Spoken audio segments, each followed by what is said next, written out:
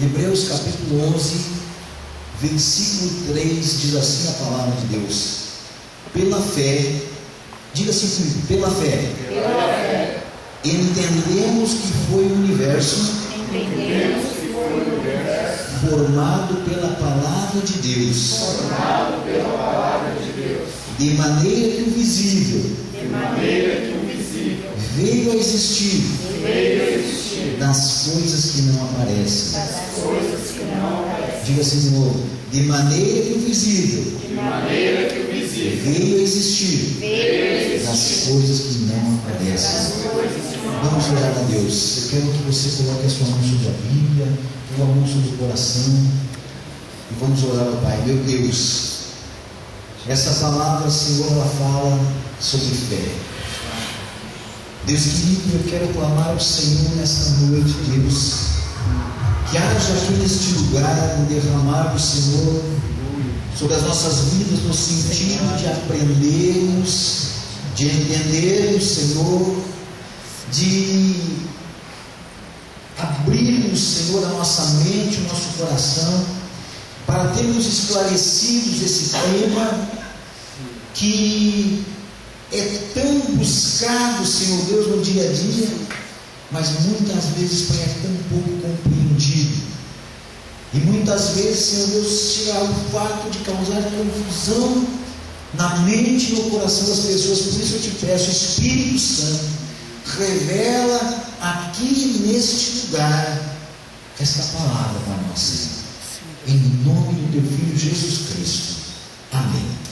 Amém? Glórias a Deus. Pode tomar assento, querido, em nome de Jesus. Amados, como nós oramos agora, a fé, ela é algo difícil de ser compreendido.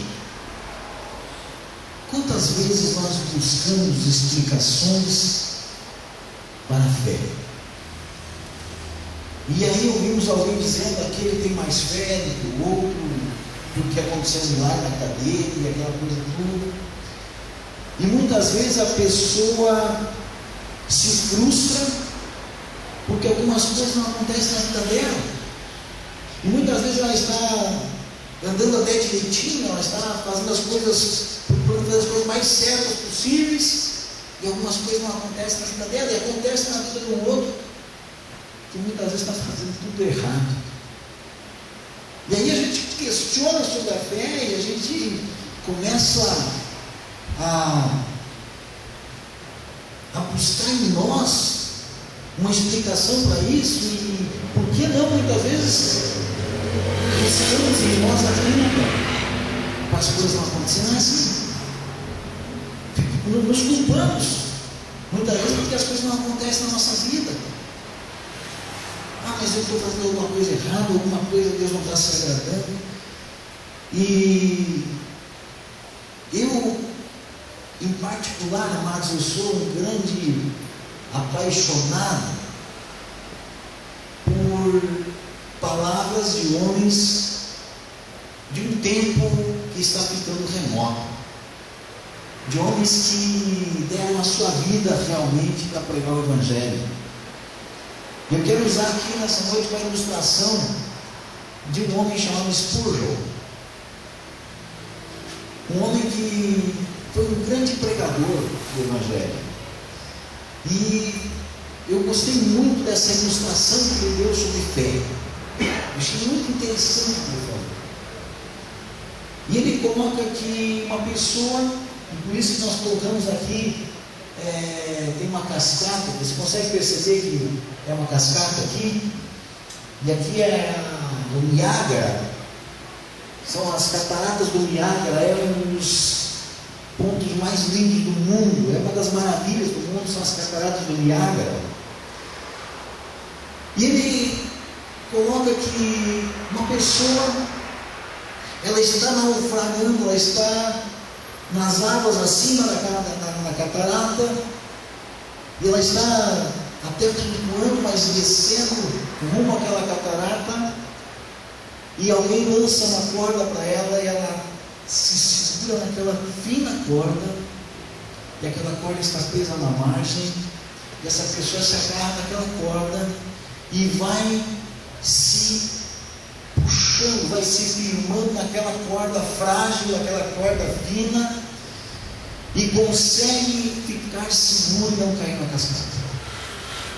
Da mesma maneira, o outro está descendo pelas águas,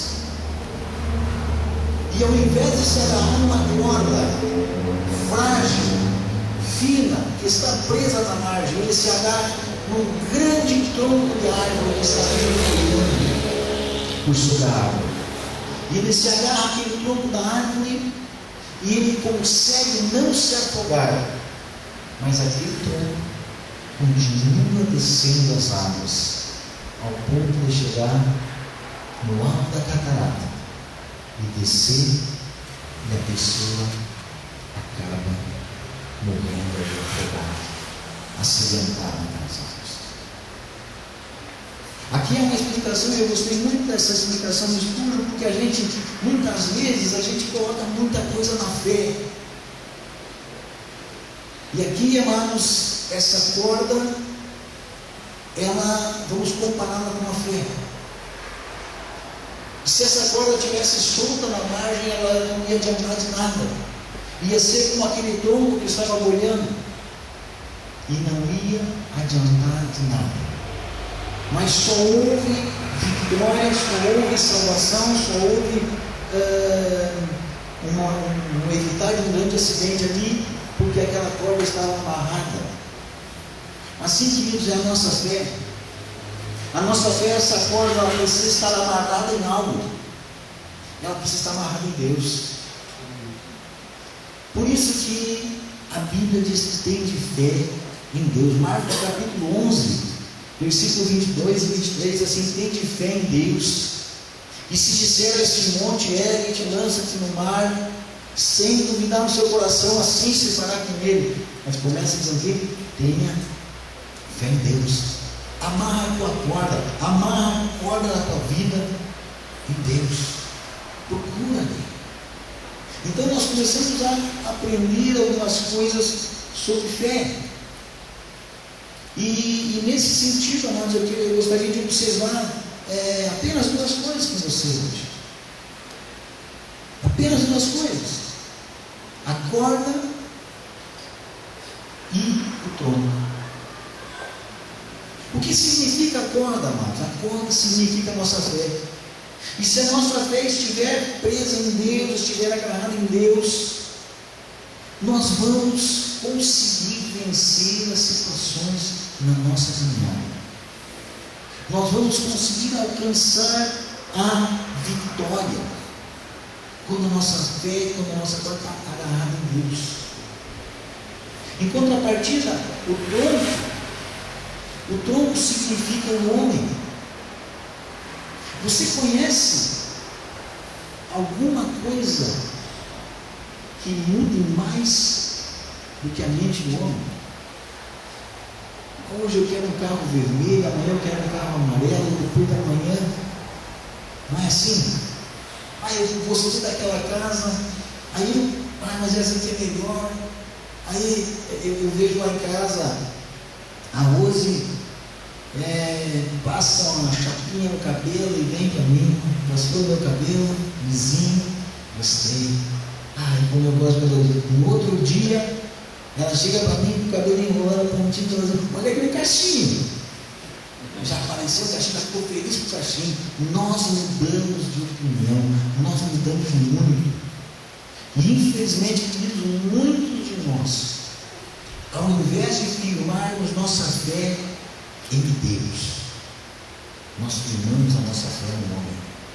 Em vez de nos agarrarmos numa corda que está presa na margem, presa em Deus, nos agarramos naquele grande tronco, que é o sentimento: agora vai dar certo.